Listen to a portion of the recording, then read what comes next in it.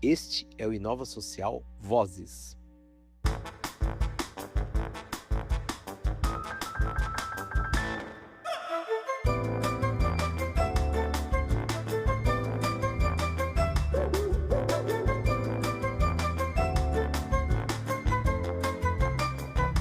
Estamos no Summit Aliança Empreendedora 20 anos e esse é mais um episódio do Inova Social Vozes.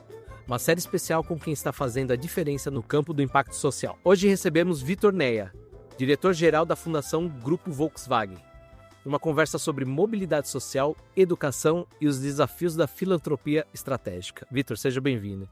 Muito obrigado, Vitor. É um prazer estar aqui com vocês. Vai ser um show de Vitor hoje nesse episódio. Hoje vai.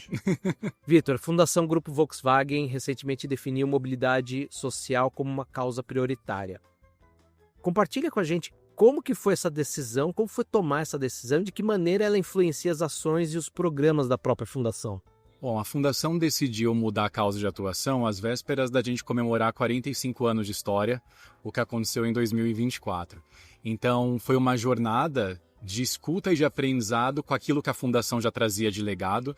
A Fundação, ela tradicionalmente investiu por muitos anos em educação, mas principalmente depois da pandemia, a gente percebeu que a gente estava muito distante dos territórios mais vulneráveis, até no sentido de fazer com que o recurso chegasse onde mais se precisava, ouvir mais a comunidade, fazer uma filantropia mais voltada realmente para o impacto territorial. Então nós fizemos uma série de mudanças internas, né? Eu vou aqui focar realmente na questão da causa, mas começou a olhar a governança da fundação, para que a partir de governança a gente revisse estratégia, e aí sim, a partir também dos dados do Brasil, que é um dos países mais desiguais do mundo e que demoraria hoje, se você tivesse na camada dos brasileiros mais pobres, 9 gerações para que você chegasse à classe média, mais ou menos 200 anos para que um brasileiro conseguisse prosperar, a gente entendeu que era o nosso papel ter uma causa prioritária e fazer da mobilidade social nessa perspectiva de prosperidade socioeconômica a nossa causa central. E aí hoje a gente olha para esse conceito porque ele está muito conectado com pobreza, a gente sabe que pobreza é multidimensional, a gente não resolve a pobreza olhando para uma só causa, mas como uma fundação a gente precisou priorizar e nós decidimos alavancar a inclusão produtiva como motor de mobilidade social. Então hoje a fundação trabalha basicamente olhando para fomento ao empreendedorismo, empreendedorismo comunitário, microempreendedorismo e também como que a gente facilita a empregabilidade, principalmente de jovens e outros grupos minorizados, pessoas negras, mulheres, no mercado de trabalho formal. E por fim, a gente acredita também que é importante pensar no território, como a gente emancipa o território e deixa um legado para esse território. A gente, como uma filantropia corporativa, não executa diretamente um projeto, eu tenho sempre um parceiro executor e por isso a gente decidiu apoiar e ser parceiro das organizações sociais de base comunitária. Então hoje a gente tem, junto com a inclusão produtiva, uma frente de fortalecimento de capacidades locais, desenvolvimento institucional, para que essa organização que nasceu na comunidade, que conhece a comunidade, ela participe não só do pensar a estratégia da fundação, mas da execução da estratégia e que ela seja de fato a fundação naquele território. Vitor, apesar de vocês não serem um executor, é uma mudança muito grande, educação para um outro tema totalmente, não vou falar oposto porque eles se complementam ali, mas qual que é o grande desafio de fazer essa mudança? Bom, primeiro foi um desafio de cultura. Porque os modos de fazer, os processos, as políticas, eu estou falando de uma fundação ligada a um grande grupo internacional empresarial, obviamente você precisa repensar toda uma lógica de ser uma fundação corporativa para poder fazer uma mudança de chave como essa. Mas eu acho que a principal virada mesmo foi esse olhar para o território. Eu acho que isso foi a grande mudança. Antes a fundação ela investia em educação, mas muito mais uma perspectiva estruturante. Então nós tínhamos programas, por exemplo, de formação de professores, de alfabetização, de inclusão de crianças com deficiência na educação infantil, que são temas relevantes, mas eram temas mais transversais, sempre muito dependentes de política pública, em parceria com secretarias de educação. Quando a gente decide olhar territórios prioritários, a gente diagnosticou todas as cidades onde o Grupo Volkswagen tem planta aqui no Brasil, é que eu estou falando de 8 cidades em 4 estados, no Sul, no Sudeste e no Nordeste, e a partir disso, a gente decidiu procurar comunidades mais vulneráveis dentro das regiões mais vulneráveis. Então, você fazer uma virada de uma fundação que olhava a política pública, projetos estruturantes pelo Brasil como um todo, sem um foco territorial, para passar aquela fundação, a ser aquela fundação que está ali no dia a dia da população, no dia a dia da organização social e que está ligada a uma indústria. Eu acho que isso é diferente, porque a indústria, quando ela chega para ficar por décadas. Então a gente tem uma relação de estar na mesma comunidade. Então, como a gente, como uma filantropia corporativa, muda essa lente, muda essa chave, eu acho que foi o nosso grande ponto de virada. A gente está aprendendo muito a fazer, muito com as organizações, muito com a comunidade, mas é uma mudança de paradigma, é uma mudança cultural mesmo, que foi o grande fio condutor dessa nova fundação. Indo mais a fundo nisso, né, no empreendedorismo em comunidades, vocês têm um projeto que chama Favela 3D, né? E vocês lançaram o edital Juntos pela Mobilidade Social. Quais foram os principais desafios enfrentados nesse contexto? Eu acho que até somando a essa mudança de objetivos, né? E quais estratégias têm sido mais eficazes para superar esses desafios?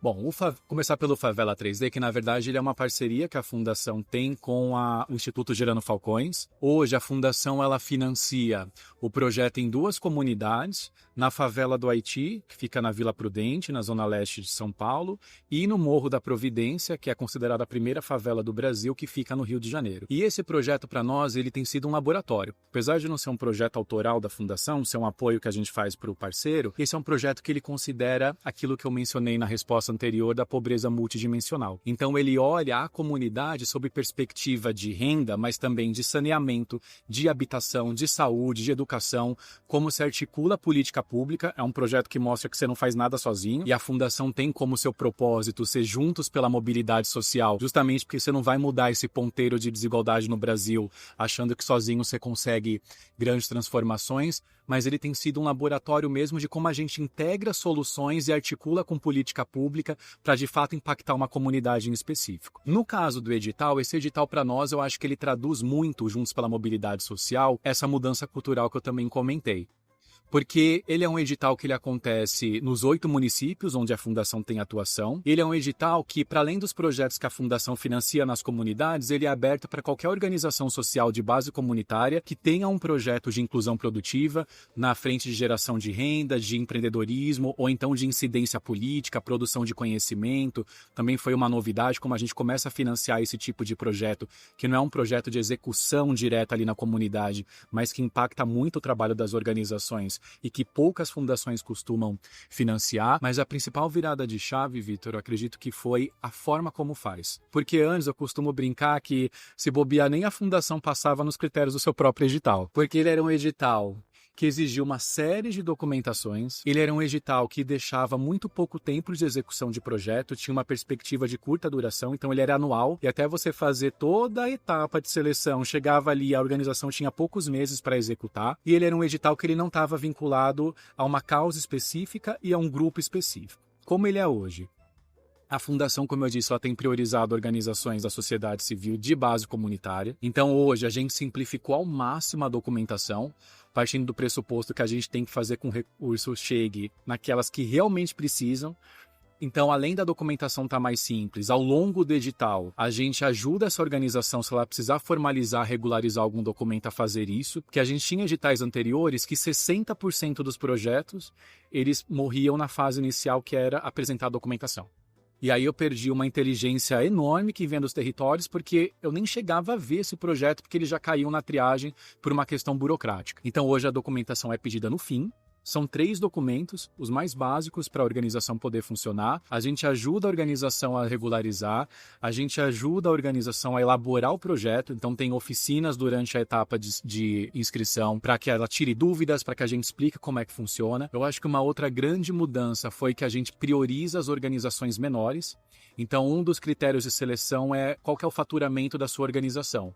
Quanto menor o faturamento, maior a sua pontuação, para que a gente rompa aquela estratégia de sempre as mesmas organizações acessando o recurso, e aí a filantropia acaba reforçando uma desigualdade ao invés de combater. E ao mesmo tempo, hoje a gente tem, além da inclusão produtiva, uma intencionalidade de que esse projeto olhe para grupos minorizados, que são o próprio público-alvo da Fundação. Então, são projetos que priorizam pessoas negras, jovens, mulheres, não só como público final, mas também na organização. Então, organizações que tenham públicos diversos na liderança, na gestão, gestão, elas também saem à frente. Então acho que ele resume um pouco o que é a estratégia nova da Fundação e tem sido para nós um aprendizado, porque a gente tem recebido projetos incríveis de organizações que nunca nem captaram e que têm feito muita diferença justamente na comunidade onde a gente quer chegar. Ô Vitor, desses projetos, desses editais, tem algum que te marcou, que você lembra que foi executado? Porque eu vejo assim, eu já visitei algumas plantas, até mesmo da Volkswagen, e eu sei o quanto essas plantas acabam modificando o entorno dela em nível da cidade, né? Tem cidades que mudam não só a cidade onde ela está localizada, mas as cidades do entorno, né? Eu queria escutar de vocês se tem algum projeto que você lembra, assim, que te marcou, que você falou, poxa, isso aqui foi muito legal. Tem vários. Eu vou citar um que não foi um projeto de edital. Ele é um projeto que ele ainda acontece. Foi um piloto que começou faz 2 anos e hoje ele foi integrado numa trilha de aprendizagem da Fundação, que começa numa iniciativa chamada Autonomia, que ele é um projeto que ele seleciona jovens de uma comunidade que nós temos lá no ABC Paulista, onde fica a sede da Fundação e da Volkswagen do Brasil, que é uma comunidade chamada Montanhão. Então o nome já dá um pouco como é o cenário. Vocês têm uma ideia resumindo, é uma comunidade que ela é composta por uma série de bairros extremamente vulneráveis, concentra mais de 100 mil habitantes. São Bernardo tem 800 mil, mais ou menos, então a proporção de concentração, de densidade, um território extremamente povoado, e fica literalmente do outro lado da rua. O que separa a Fundação e a Volkswagen do Montanhão é a rodovia Anchieta. E dentro dessa comunidade a gente tem um parceiro, que é uma organização social local, que é a organização Padre Léo Comissari, e esse parceiro ele tem sido nosso parceiro de implementação de pilotos. Então nesse novo desenho de fundação, a gente precisou basicamente fazer uma transição de portfólio, porque como eu disse, eu tinha uma outra lógica e hoje eu preciso ter projetos para poder apoiar. Então é uma trilha que ela começa com autonomia, então o jovem ele tem ali 4 meses de um curso de introdução à informática, que fala da jornada completa, que é um conceito que a gente vai explorar, mas não olha só a parte de hard skills, de competências técnicas, mas também a parte socioemocional e assim por diante. E depois esse jovem ele vai seguindo numa trilha de tecnologia da informação, com inteligência artificial, ou no projeto que a gente chama de Code School, que é de desenvolvimento de programação. E ele vai até a possibilidade de chegar um tecnólogo. A turma piloto está começando agora, mas aí onde a gente está mirando, são 4 anos de jornada. Se o jovem assim quiser, ele tem a possibilidade de concluir com curso de ciência de dados com certificação do Senai. E o que me marcou muito nesse projeto é que a gente conseguiu, na turma piloto, empregar todos os jovens como aprendizes da Volkswagen do Brasil. Então foi muito legal a formatura, porque eu fui na formatura não só para celebrar ali, mas para anunciar que a gente ia ser colegas de trabalho. E aí foi um impacto gigante, porque isso é mobilidade social e inclusão produtiva. Óbvio que é importante você dar a capacitação, todo o preparo, mas se você não tem um emprego, você não faz a mobilidade social acontecer na perspectiva de renda. E aí você ouvi, por exemplo, que era a primeira vez que tinha um plano de saúde na família. Enfim, histórias de muito impacto, e você vê como você, com uma marca como essa, e os acessos e os privilégios que uma fundação corporativa tem, consegue conectar a organização social com aquele jovem a uma entrada no mercado de trabalho, o primeiro emprego na Volkswagen do Brasil, que no ABC Paulista é o sonho de muita gente, eu acho que isso é muito potente.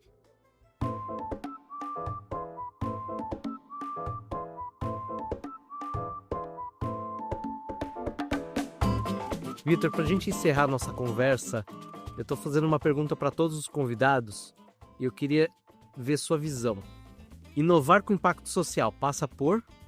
Inovar com impacto social passa por ouvir e trazer o território junto. Sem isso não faz sentido, sem a comunidade, sem o beneficiário, não tem impacto no final do dia, só tem resultados numéricos, só tem aquela foto bonita, mas inovar com impacto é ouvir e trazer todo mundo para dentro.